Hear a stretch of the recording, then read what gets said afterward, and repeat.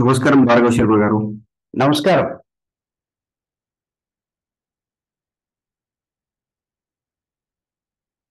అయితే మీరు క్రియాయోగి భార్గవ శర్మగా మా అందరికి పరిచయము. క్రియాయోగాలో మీరు 14, 15 సంవత్సరాలుగా శిక్షణ అందిస్తూ ఉన్నారు. అయితే ఒక సంవత్సరం నుండి లా ఆఫ్ అట్రాక్షన్ పై ఇంటర్వ్యూస్ చేయడం కానీ, ప్రాక్టీసెస్ కండక్ట్ చేస్తున్నారు కదా! అవును. అయితే క్రియాయోగం వదిలేశారా? లా ఆఫ్ అట్రాక్షన్ ట్రెండింగ్ అని నేర్పిస్తున్నారు. క్రియాయోగం మొదలడం అనేది జరగదు. మొట్టమొదటిగా మనం ఒక ముఖ్యమైన అంశంతో మొదలు పెడదాం. క్రియాయోగాన్ని పూర్తి స్థాయి జీవన విధానంగా మరల్చుకోవడానికి అవకాశం ఉన్న ఏకైక సాధన మార్గం క్రియాయోగం ఒక్కటే. మిగతా ఏ సాధన మార్గాలు కూడా జీవన విధానంలోకి ఇమడవు.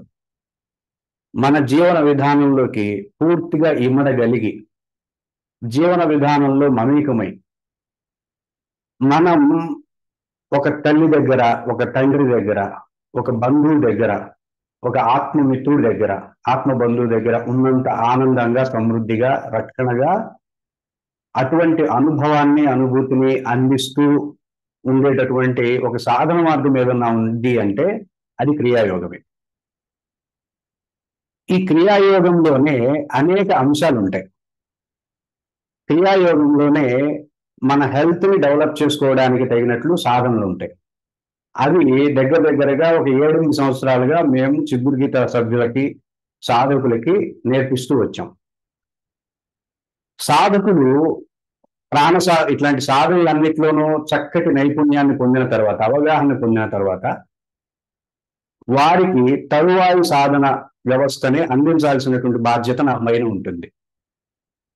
వారు ఇంకా ఎదగాలి కాబట్టి క్రియాయోగంలోనే ఇంకొక సాధన వ్యవస్థ ఉంది. అదే లా ఆఫ్ అట్రాక్షన్. ప్రాణశక్తిని పెంచుకుని పూర్తి స్థాయి ఆరోగ్యాన్ని పొందడం ఇందులో ఒక సాధన అంశం అయితే, విశ్వశక్తిని పెంచుకుని బాహ్యమైనటువంటి సృష్టిలో పూర్ణమైనటువంటి అనుకూలతని, సమృద్ధిని, శక్తిని పొందగలగడం అనేది విశ్వశక్తికి సంబంధించినటువంటి సాధన మార్గంగా ఉన్నది. ఈ సాధన మార్గాన్ని మేము సాధకుల యొక్క స్థాయిని అనుసరించి, వారి అవగాహనను అనుసరించి అందించే ప్రయత్నంగా మేము రీసెంట్గా ఒక 1 year నుండి అందిస్తూ నేరుగా లా ఆఫ్ అట్రాక్షన్ పేరు మీదే ఈ విశ్వశక్తికి సంబంధించిన అంశాలని వాళ్ళకి నేర్పిస్తూ ఉండడం అనేది జరిగింది. అంతేగాని క్రియాయోగాన్ని వదలడమనో, లేకపోతే లా ఆఫ్ అట్రాక్షన్ అనేది ట్రెండింగ్గా ఉందనో కాదు. మేము ట్రెండింగ్గా ఉందనేటటువంటి వ్యవస్థతో మేము ఉంటామనుకుంటే, క్రియాయోగం పూర్తి వ్యతిరేకతతో ఉన్నప్పుడు ఈ క్రియాయోగాన్ని ప్రచారం చేసినటువంటి ఘనత మాది. అలాగే 4 years బ్యాక్, 5 years బ్యాకే సంకల్ప సిద్ధి అని, సంకల్పాలను సిద్ధించుకోవడానికి క్రియాయోగం అనేది అనుకూలమైనటువంటి వ్యవస్థ అని మేము చాలా మందికి ప్రచారం చేయడం జరిగింది. ఏదైనా సరే ఒకటి జరిగింది అంటే అది శక్తి వల్లే జరుగుతుంది. ఏదైనా నేను చేయగలిగాను అంటే అది నాలో ఉండే శక్తి చేత మాత్రమే చేయగలుగుతాను. ఏదైనా సరే సమస్య వచ్చింది, రుగ్మత వచ్చింది, ఒక ప్రాబ్లం వచ్చింది అంటే అక్కడ శక్తి లేని స్థితి మాత్రమే కారణంగా ఉంటుంది మనం గమనించినట్లయితే. సో ఈ శక్తి వ్యవస్థల యందు పూర్ణమైనటువంటి, సుస్పష్టమైనటువంటి ప్రజ్ఞ, సుస్పష్టమైనటువంటి జ్ఞానం, అవగాహనలే లా ఆఫ్ అట్రాక్షన్ చేయడానికి అవకాశంగా ఉంటాయి. తను ఆరోగ్యంగా ఉండడానికి అవకాశంగా ఉంటాయి. కాబట్టి మేము క్రియాయోగాన్ని వదలడం అనేది జరగదు. క్రియాయోగానికి సంబంధించి అంతర్భాగమైనటువంటి అంశాలనే మేము బోధించాలి అనేటటువంటి ఒక నియమంతో చిద్గురు గీత సంస్థ అనేది ఏర్పడింది. చిద్గురు గీతతో నేను బతుకున్నంత కాలం క్రియాయోగం తప్ప అన్యమైనవి ఏవి మేము, అది ట్రెండింగ్ ఉన్నా ట్రెండింగ్ లేకపోయినా అది మాకు అనవసరం. క్రియాయోగం ఒక్కటే ప్రచారం చేయడానికి బద్ధులమై ఉన్నాం. అయితే మీరు లా ఆఫ్ అట్రాక్షన్ ని క్రియాయోగంలో భాగంగా చెప్తున్నారు కదా! అసలు ఈ క్రియాయోగ అంటే ఏంటి? లా ఆఫ్ అట్రాక్షన్ అంటే ఏంటి? ఈ రెండింటి మధ్య వ్యత్యాసం ఏంటి? కొంచెం క్లుప్తంగా చెప్పండి గురు. తప్పకుండా. ముందుగా క్రియాయోగం గురించి తెలుసుకునే ప్రయత్నం చేద్దాం. కొన్ని వేల సంవత్సరాల నుండి మానవుడు తన రక్షణకి, సమృద్ధికి వెతుకులాట అనేది జరుగుతుంది. తను ఏ అంశాల ద్వారా రక్షణ పొందుతాడో, ఏ అంశాల ద్వారా సమృద్ధిని పొందుతాడో ఆయా అంశాల యందు అవగాహన పెంచుకునేటటువంటి వ్యవస్థ జీవ పరిణామ క్రమం దగ్గర నుండి, జీవి దగ్గర నుండి నేటి నాగరిక మానవుడి వరకు ఉన్నటువంటి వ్యవస్థ. మనం ఏ అంశాలకి కంఫర్ట్ని ఫీల్ అవుతామో, ఏ అంశాలు మనల్ని సెక్యూర్గా ఉంచుతాయో ఆ అంశాల యందు పూర్ణమైనటువంటి అవగాహన కలిగి ఉండే ప్రయత్నమే మనం చేస్తూ ఉంటాం. అయితే ఈరోజు అత్యున్నతంగా శాస్త్ర సాంకేతికమైనటువంటి రంగాలు అభ్యున్నతి సాధించి ఉండడం చేత మనకు ప్రతి విషయమందు, ప్రతి అంశమందు పరిపూర్ణమైనటువంటి అవగాహన అనేది కలిగే అవకాశాలు ఎక్కువగా ఉన్నాయి. అయితే కొన్ని వేల సంవత్సరాల క్రితం ఏ విధమైనటువంటి శాస్త్రీయ సాంకేతికమైనటువంటి అంశాలలో అభివృద్ధి లేని సమయంలో మానవుడు తనకు రక్షణగా, తనకు సమృద్ధిగా ఈ క్రియాయోగ మార్గాన్నే అవలంబించినట్లుగా మనకి రుజువులు ఉన్నాయి. మీరు గమనించినట్లయితే గుళ్ళల్లో పాములకు సంబంధించినటువంటి సింబల్స్ మీరు చూడగలుగుతారు. నాగా అనేటటువంటి పదం తెలుగులో మొట్టమొదటి పదంగా, ఆది పదంగా చరిత్రకారులు మనకు తెలియజేశారు.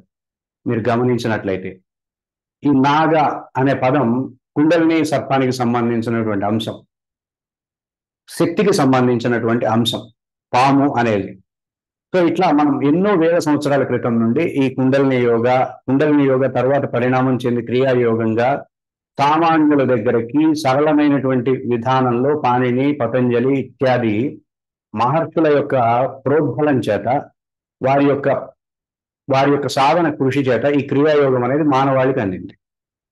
ఈ క్రియాయోగం అనేది రకరకాలుగా అనేక దేశాలకి, అనేక వ్యవస్థలకి వెళ్ళడం చేత రకరకాలైనటువంటి క్రియాయోగాలు నేటికి ప్రచారంలో ఉన్నాయి.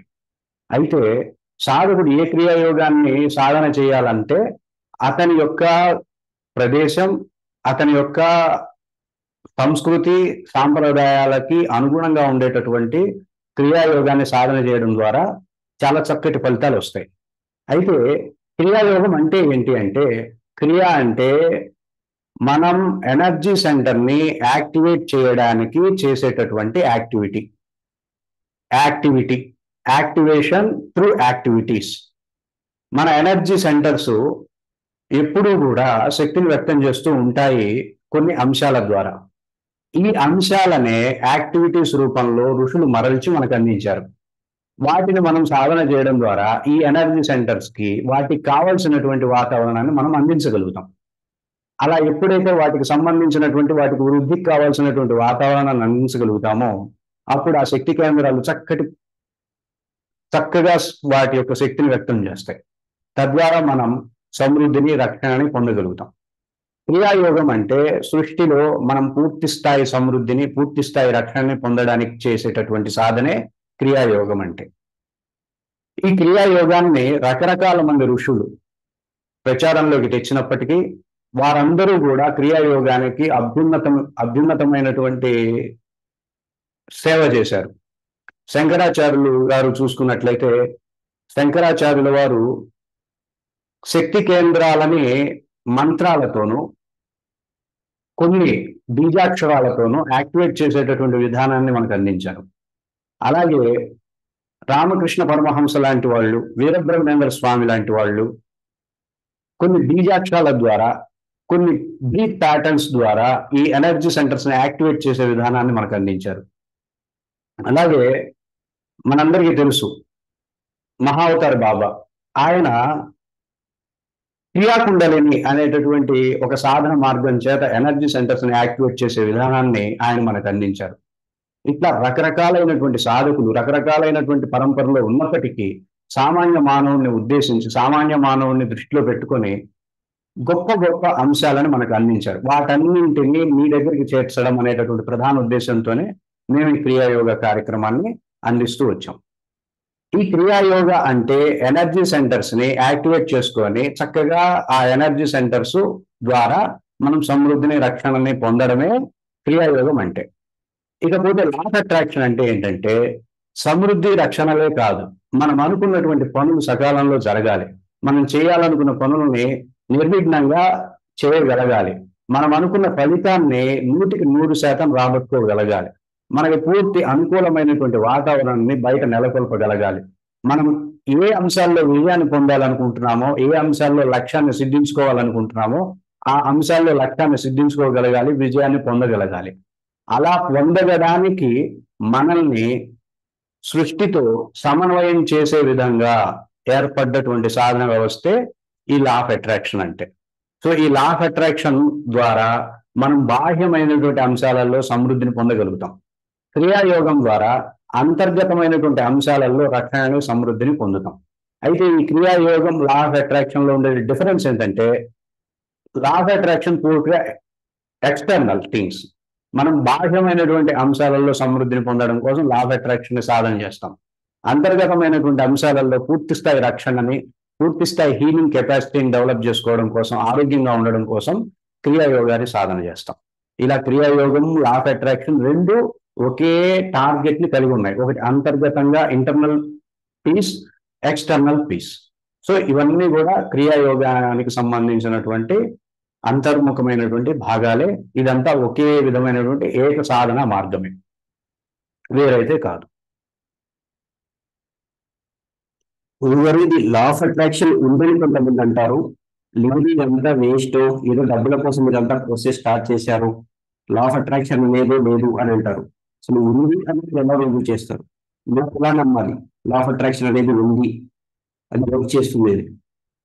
మంచి ప్రశ్న వేశారు. నేను కొన్ని ప్రశ్నలు అడుగుతాను. ముందుగా మనం ఒక చిన్న విషయంతో మొదలు పెడదాం. ఒక వ్యక్తి పూర్తిగా హార్డ్ వర్క్ చేశాడు. అతను 100% తను అనుకున్నటువంటి ఫలితాన్ని పొందుతాడనడానికి ప్రూఫ్ ఉందా? లేదు.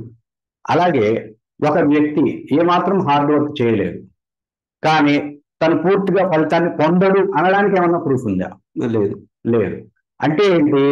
మనిషి ఫలితాన్ని పొందడానికి తన యాక్షన్ ఒక్కటి ఆధారం కాదు అనేది ప్రతి వ్యక్తికి తెలిసినటువంటి విషయం. కష్టే ఫలి, కష్టే ఫలి, కష్టాన్ని నమ్ముకోవాలి, ఇలాంటి అంశాలు మన పూర్వీకులు మనకి చెప్పినప్పటికీ వాటి ఉద్దేశం వేరు. కష్టం అనేది భౌతిక స్థాయిలో ఉంటే దాన్ని హార్డ్ వర్క్ అంటారు, ఇంటలెక్చువల్ స్థాయిలో ఉంటే దాన్ని స్మార్ట్ వర్క్ అంటారు. అవునా కదా? అంటే ఇది వర్కే, కష్టమే ఉంది. కాకపోతే ఒకడు బుద్ధిని నమ్ముకున్నాడు, ఒకడు శారీరక కష్టాన్ని నమ్ముకున్నాడు. అయితే లా ఆఫ్ అట్రాక్షన్ లో మనం నమ్ముకునేది ఎనర్జీని. అంటే ఎనర్జీని మనం అనుసంధానమై ఎనర్జీతో ఒక ఫ్రీక్వెన్సీని క్రియేట్ చేసి, నేను చేసినటువంటి డిజైర్ కి సంబంధించినటువంటి ఫ్రీక్వెన్సీతో కనుక నేను అనుసంధానం అయినప్పుడు దాన్ని ఏ విధమైనటువంటి కష్టపడకుండా దీన్ని ఆకర్షించగలుగుతాను. ఇప్పుడు శారీరకమైన పని చేసే వ్యక్తి ఒక మాట అనొచ్చు, శారీరకంగా కష్టపడితేనే ఫలితం ఉంటుంది అనేటటువంటి అభిప్రాయాన్ని వెలిబుచ్చొచ్చు. కానీ అందరికీ తెలిసిన విషయం ఏంటంటే, బుద్ధిని ప్రయోగిస్తే ఇంకా చాలా తేలిగ్గా పని అవుతుంది అనేది తెలుసు. అవునా కదా? సో మీరు గమనించినట్లయితే శారీరకమైనటువంటి వ్యవస్థే కాదు, బుద్ధిపరమైనటువంటి వ్యవస్థే కాదు, మనకి తెలియకుండా వీటన్నిటికి అతీతంగా శక్తిపరమైనటువంటి వ్యవస్థ కూడా ఉన్నది. గురుగారు, దీని కంటిన్యూటీగా ఇంకో క్వశ్చన్ ఏంటంటే, ఇది వెస్టర్న్ నుంచి వచ్చింది, పాశ్చాత్య సంస్కృతి, మన భారతీయులది కాదేమో చాలా మంది అంటుంటారు. దీనికి ఏం చెప్తారు?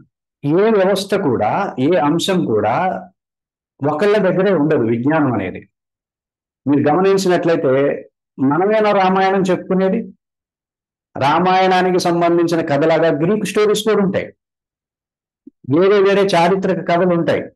అయితే అక్కడ ఉండేటటువంటి ప్రదేశం బట్టి, భాష బట్టి, సంస్కృతి బట్టి, నాగరికతకి బట్టి చేంజెస్ ఉంటాయి. మనం ఇక్కడ విశ్వాన్ని ఆకర్షించే సిద్ధాంతంగా మన పూర్వీకులు, ఋషులు మనకందించినట్లే వారి దేశాల్లో కొన్ని మెథడ్స్, కొన్ని టెక్నిక్స్, అక్కడ ఉండేటటువంటి సైంటిస్టులు, అక్కడ ఉండేటటువంటి సైకాలజిస్టులు ఆ ప్రజలకు అందించిన వ్యవస్థ ఉంది. అంత మాత్రం చేత దాని మూలాలతో మనం లా ఆఫ్ అట్రాక్షన్ చేసే అవకాశం లేదు. అత్యున్నతమైనటువంటి, ప్రాచీనమైనటువంటి సంస్కృతి ఉన్న దేశం మన భారతదేశం. మనం ఇంకొకరి మూలాలని కాపీ కొట్టాల్సిన అవసరం లేదు, ఇంకొకరిని అనుసరించాల్సిన అవసరం లేదు. క్షీరసాగర మదన ఘట్టం ఉన్నది మన సంస్కృతిలో, లక్ష్మీదేవిని పూజించేది మన సంస్కృతిలో. ఇలా చేస్తే లక్ష్మీదేవి ఉండదు అనే నియమాలను పెట్టుకుంటున్నది మన దేశంలో.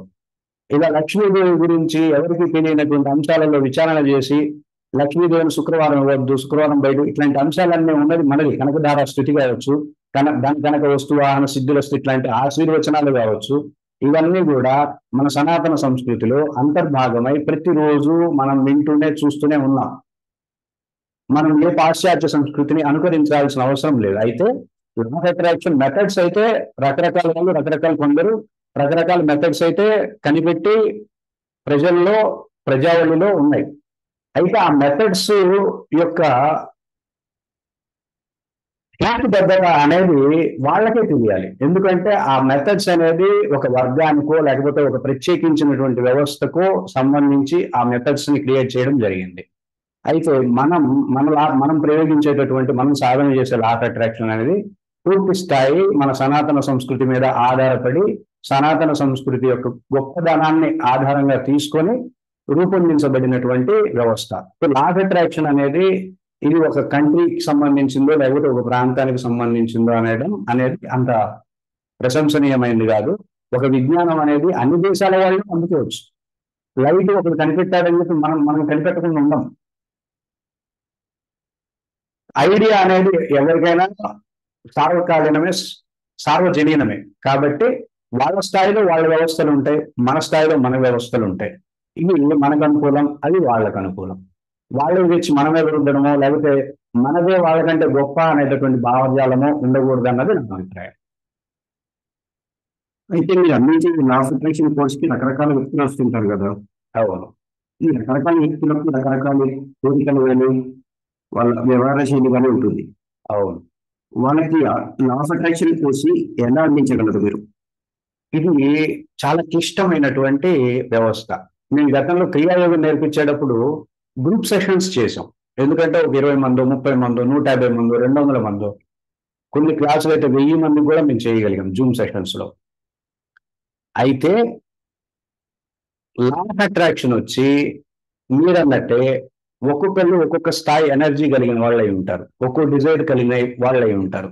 కాబట్టి మేము ఏం చేస్తున్నామంటే వాళ్ళని ప్రాథమికంగా వాళ్ళకి పూర్తి స్థాయి విజ్ఞానాన్ని అందించే దిశలో పర్సనల్ గైడెన్స్ అందిస్తూ ఉన్నాం. వాళ్ళని నేరుగా వాళ్ళు ఒక్కళ్ళే ఉంటూ వాళ్ళు ఎక్కడ ఎనర్జీలో బ్లాక్ అయి ఉన్నారు, ఎక్కడ ఎనర్జీలో తగ్గున్నారు, ఎక్కడ ఎనర్జీని వ్యతిరేకంగా ఉన్నారో వాళ్ళ నుండి కొంత సమాచారాన్ని తీసుకొని వాళ్ళకి పూర్తి స్థాయిలో ఈ విజ్ఞానాన్ని అందించి తగిన ప్రాక్టీస్ ని వాళ్ళకి నిర్దేశించి ఆ తర్వాత నెమ్మదిగా లా ఆఫ్ అట్రాక్షన్ మార్గాన్ని వాళ్ళకి అందించి చక్కటి ఫలితాలను అందించే విధంగా మొదటి నుండి చివరి వరకు పూర్తి స్థాయి చెయ్యి పట్టుకుని నడిపించినట్టుగా మేము ప్రాథమికంగా అందించే లా ఆఫ్ అట్రాక్షన్ సెషన్స్ లో ఈ విధమైనటువంటి పద్ధతిని అవలంబిస్తున్నాం. కాబట్టి ప్రతి వ్యక్తి పూర్తి స్థాయి ఫలితాలని ఇక్కడ పొందడానికి అవకాశం ఉంటుంది. అయితే క్రియాయోగం నుంచి లా ఆఫ్ అట్రాక్షన్ కి మారిన తర్వాత ఈ లా ఆఫ్ అట్రాక్షన్ లో ఏం సాధించారు? అలాగే మీ సాధకు ఈ లా ఆఫ్ అట్రాక్షన్ ద్వారా ఎలా లాభపడ్డారు? విజ్ఞాన స్థాయిలో అంటే ఒక గొప్ప విషయాన్ని, సృష్టికి సంబంధించిన అంశాలని, తనలో కలుగుతున్నటువంటి మార్పులని నా దగ్గర శిక్షణ పొందుతున్నటువంటి సాధకులు గమనిస్తున్నారు. వాళ్ళ ఆలోచన విధానంలో మార్పులు వస్తున్నాయన్నటువంటి ఫీడ్బ్యాక్స్ ని మాకు అందిస్తున్నారు. వాళ్ళు చేస్తున్న పనుల్లో ప్రావీణ్యత పెరుగుతుంది అనేటటువంటి అంశాలను కూడా మాకు తెలియజేస్తున్నారు. అయితే ఇది ఇక్కడితోనే ఆగదు. మేము మొదలే ఉన్నాం కాబట్టి ఇంకా సాధన బాగా పూర్తిగా చేస్తే మేము అనుకున్న ఫలితాలను మేము రాబట్టగలం, మాకు ఆ నమ్మకం ఉంది, ఆ విశ్వాసం ఉంది అనేటటువంటి విశ్వాసాన్ని కూడా వాళ్ళు వ్యక్తం చేస్తున్నారు. ఇంకా కొంతమంది అయితే వాళ్ళ ఆరోగ్యం హీలింగ్ అయినట్టుగా, వాళ్ళకు ఉండేటటువంటి స్కిన్ అలర్జీస్ లాంటివి చక్కగా 1 day 2 days ప్రాక్టీస్ లోనే అవన్నీ కంట్రోల్ అయినట్టుగా మాకు ఫీడ్బ్యాక్స్ అందించడం జరిగింది. ఆరోగ్యం విషయంలో కావచ్చు, వాళ్ళ వ్యాపార అభివృద్ధిలో కావచ్చు, వాళ్ళ ఉద్యోగాలలో ఆ స్ట్రెస్ ని నియంత్రించుకోవడం కావచ్చు, ఉన్నతంగా ఐడియాలజీని పెట్టుకొని చక్కగా టైంని పూర్తి స్థాయిలో సానుకూలంగా పొందడం కావచ్చు, ఇట్లాంటి అంశాలలో పూర్తి స్థాయి ఫలితాలు కలిగినట్టుగా వాళ్ళు మాకు ఫీడ్బ్యాక్స్ అందించడం జరిగింది.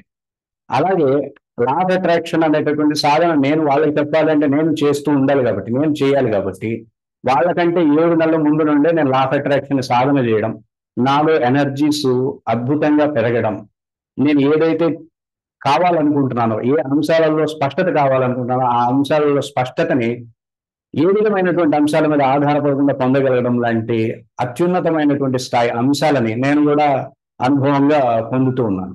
సో లా ఆఫ్ అట్రాక్షన్ అనేది ఒక చక్కటి సాధన మార్గం.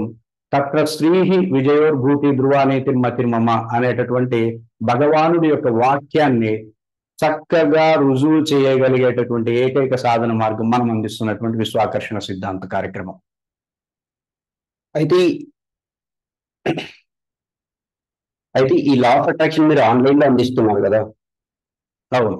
అయితే దీని ప్రభావం ఎలా ఉంటుంది? ఆన్లైన్ లో అందించడం ద్వారా దీని ప్రభావం ఏమైనా తగ్గొచ్చా? నేడు మారుతున్నటువంటి సంస్కృతి, సాంకేతికమైనటువంటి రంగాల్లో త్వరితగతిన మార్పులు వస్తున్నటువంటి వ్యవస్థ. పూర్వం గురువు ముందుండి నేర్చుకునేటటువంటి విద్యాభ్యాసం మనకు అలవాటైంది. అయితే ఇప్పుడు వస్తున్నటువంటి వ్యవస్థకు అనుగుణంగా కాలం మారుతున్నది, మనము మారాలి, మన ఐడియాలజీ కూడా మారాలి. గురుముఖత ఉండేటటువంటి విద్యాభ్యాసం కాకుండా ఆన్లైన్ అనేది పర్ఫెక్ట్ గా ఉంటుంది. ఇంకా గురుముఖత చెప్పలేని అంశాలని ఆన్లైన్ ద్వారా మనం అందుకోవడానికి వీలుంటుంది.